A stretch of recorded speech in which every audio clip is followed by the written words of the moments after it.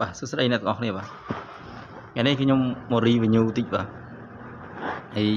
ព្រលឹមឡើងបើកFacebook page ហើយនិង YouTube ឥឡូវឃើញ update ស្អាតអញ្ចឹងចង់ review ឲ្យមើលបាទហើយខ្ញុំមានFacebook page ហើយនិង YouTube 3ហ្នឹងហើយ TikTok ខ្ញុំអត់បង្ហាញ TikTok អត់ update ចឹងណាឥឡូវកុំឲ្យខាត់ពេលវេលាខ្ញុំដាក់ឲ្យមើលតិចឃើញស្អាតមែនហ្នឹងបងប្អូនឃើញស្អាតហើយខ្ញុំដាក់ឲ្យបងប្អូនសូវមានអ្នកសូវល្បីទេសូវល្បីអាយមានឈ្មោះឃើញហើយខ្ញុំផុសនឹង page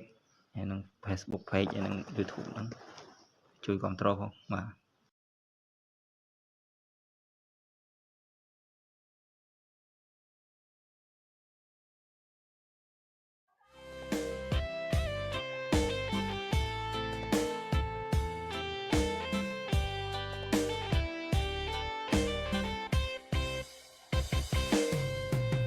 ដឹងថាអូនមិនមានជុំរឹងស្ងួនមិនហ៊ានល្មឹងទើបស្រីជ្រឹងតាមកាលូបងព្រមស្ដាប់ទាំងឈឺបេះដូងដាយអូនក៏លបួងស្ងួនព្រមទាំងអាឡ័យបាទហ្នឹងហើយអ្នកទាំងអស់គ្នាហើយវីដេអូហ្នឹងមានតែប៉ុណ្្នឹងខ្ញុំចង់ review តែប៉ុណ្្នឹងហើយឯនឹងទៅនេះការងាររងថ្ងៃរវល់រហូតបាទមានប៉ុណ្្នឹងបាទអរគុណច្រើនបាយបាយជួបគ្នាវីដេអូក្រោយបាទ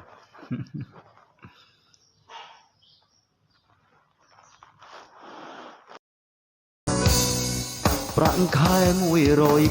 200ខំណាស់ខំស្ទើរដាច់ខ្យល់កម្មករដូចគ្នាទើបយល់ថាវាលំបាយាណាគឺការមិនហ៊ានសម្រាប់ញឹមហូរជួបអាត្មាគេគិតទ្រាំមិនចំបាន